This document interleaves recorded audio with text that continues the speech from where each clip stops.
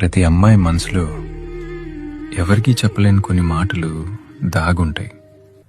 అవి అడిగితే తెలిసేవి కావు.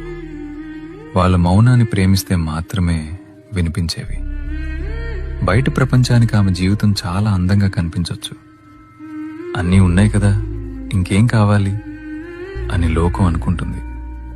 కానీ తనకంటూ కొన్ని కలలు, తనకంటూ కొన్ని ఇష్టాలు, తనకి నచ్చినట్టు బతికే ఆ చిన్న స్వేచ్ఛ, ఇవేమీ లగ్జరీలు కావు.